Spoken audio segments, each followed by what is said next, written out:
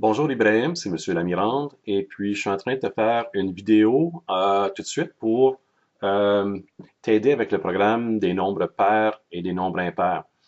Alors, j'ai regardé ton programme rapidement et je vois que il y a quelques petits problèmes, mais ensemble, on est capable de résoudre ça. L'important, c'est que tu puisses comprendre qu'est-ce qu'on fait avant. Alors, voici ton programme que j'ai ouvert, programme pair-impair. Alors, j'ai essayé d'exécuter et tout de suite, il y avait une erreur. Et puis, l'erreur est ici. Alors, nous avons ici une déclaration de la variable numéro et tu veux que ce soit une valeur qui nous arrive de la boîte de texte sur la feuille. Par contre, cette valeur-là ne sera pas automatiquement euh, transférée à la variable numéro parce qu'il n'y a aucun événement. Alors, si je regarde dans la donnée du problème, on demandait que lorsqu'on clique sur un bouton, on validait cette valeur-là. Alors, ce que je vais faire, c'est que je vais enlever, aller chercher cette valeur-là. Je vais quand même garder euh, dim numéro as integer. Et puis, on va descendre dans l'endroit dans ton programme où tu cliques pour aller chercher la valeur. Donc, je vois ici que tu as txt nombre, text change. Donc, aussitôt qu'on change la valeur, on est en train de euh, je pense que tu essaies de valider la valeur. Alors, pas tout à fait ça qu'on voulait faire, donc je vais enlever aussi cette procédure-là. Et on veut que ça s'affiche juste ici, btn nombre clic.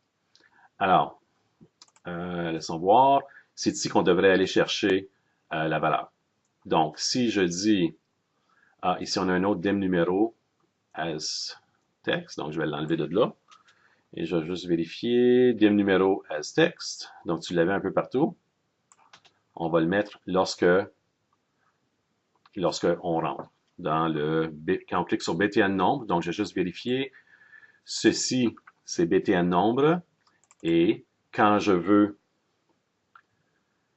exécuter ça, c'est là qu'on va aller chercher la valeur pour la variable. Alors, on veut mettre ça dans la variable numéro. Donc, numéro. OK, numéro égale. Oups, qu'est-ce que j'ai fait? Numéro as integer. Puis, cette variable-là va prendre la valeur de val de txt nombre.text. Voilà. Je peux ici essayer de valider. Et je vais juste regarder la donnée du problème encore, saisir la valeur du tableau, valider que ce nombre est bel et bien un nombre et un entier positif. Donc, en faisant val, on retrouve numéro, ça va être un nombre. Euh, pour tout de suite, on peut essayer de voir quel test qu'on peut faire pour voir si c'est un nombre. On vérifie si c'est positif, on peut faire if numéro oups,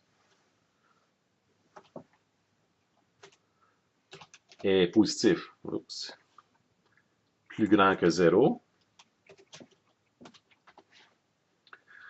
then il n'y a pas de problème. Donc, si le nombre est plus petit que 0, c'est un problème. Donc, on pourrait utiliser un message box, puis dire le nombre doit être positif. Et puis, on pourrait aussi faire positionner dans le text box encore. Donc, on pourrait faire txt nombre. Point, je crois que la commande, c'est getFocus. On va aller regarder. Get first char. Non. Focus. Égale true.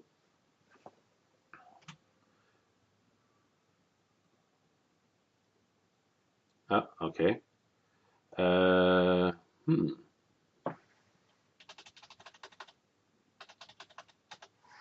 C'est-tu set focus? Set bounds?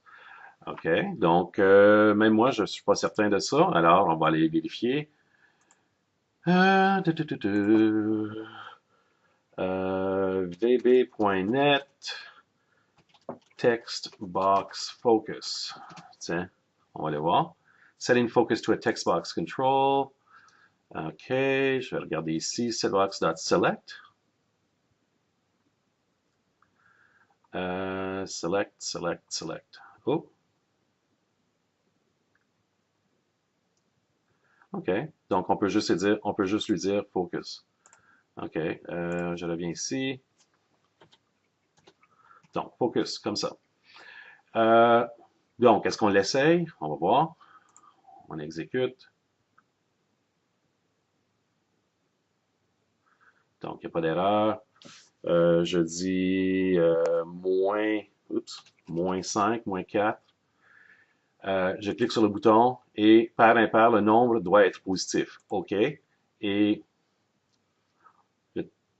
la taille du tableau doit être un entier positif. Ah, ça, c'est quelque chose que toi, tu as fait, j'imagine. OK. Excellent. Donc, on va continuer de vérifier ça. Après qu'on a fait ça, on devrait probablement dire txt nombre.text égale rien. Donc, on veut enlever la valeur qui était négative. Ensuite, qu'est-ce qu'il y a ici? Donc, disons que ce nombre-là, c'est un nombre et il est validé.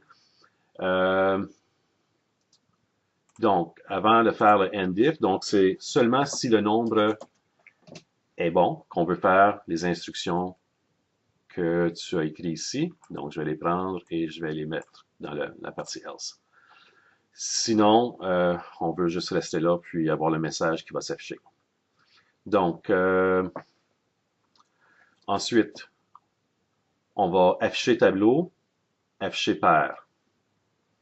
Donc, allons voir indice, VB-tab, nombre aléatoire. OK, donc ce sont les nombres au complet, ceux qu'on a rentrés. Et c'est le nombre, c'est numéro, nombre qu'on a rentré. OK. Afficher tableau, il va générer des nombres aléatoires, il va en générer numéro. Excellent. Il met ça dans le tableau, le tableau doit être un entier positif. Ah, OK. Donc, on s'en est déjà occupé, donc je pourrais enlever ça de là. Et sub, afficher tableau, afficher paire, afficher impair, ben, c'est la même chose ici, sauf qu'on veut afficher les impairs. Donc, on va copier ça et le placer ici. Tu as fait beaucoup de travail, Ibrahim, c'est très bien. Si le nombre mode 2 égale 1, on sait que c'est un nombre impair. Et on va juste ajouter ici lst nombre.items.add un petit message qui dit les nombres impairs. Je me demande s'il ne l'avait pas déjà fait ici. Les nombres pairs dans le tableau, les nombres impairs dans le tableau. Donc, tu l'avais déjà fait. Donc, on n'a pas besoin de faire ça. En tout cas, je vais le laisser là pour tout de suite. Et ce qui reste, c'est de vérifier comment on place les nombres dans le tableau. Et tu avais placé ici une valeur dans numéro parce que tu voulais définir la taille de ton tableau. Donc, tu fais ici pour nombre, aléatoire nombre, égale à ceci. Alors, il va falloir utiliser ce que l'on a dans les notes de cours sur comment redimensionner un tableau. Donc, je vais revenir ici, tout simplement. Et je suis ici. Et c'est un tableau de taille dynamique. Donc, on va devoir faire redim. Alors, on va commencer dans le programme. On va enlever la grandeur. Ici, on peut mettre moins 1. Ça veut dire que c'est un tableau qui n'a rien. Et quand on arrive en bas ici, et que notre nombre, le numéro est bon, on peut s'en servir pour redimensionner le tableau. Donc, redimensionner, redim, tableau. Il s'appelle aléatoire, pas tableau, excusez-moi. Aléatoire. Aléatoire. Puis là, on va prendre numéro comme grandeur. Ensuite, on est bon ici, on est bon là.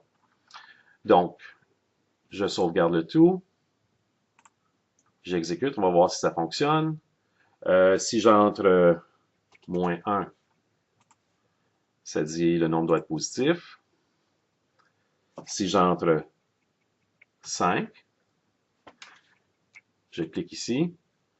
0, 1, 2, 3, 4, 5, c'est l'indice. Des nombres aléatoires. Donc ici, il y a vraiment 6 nombres. Donc on pourrait faire une petite correction.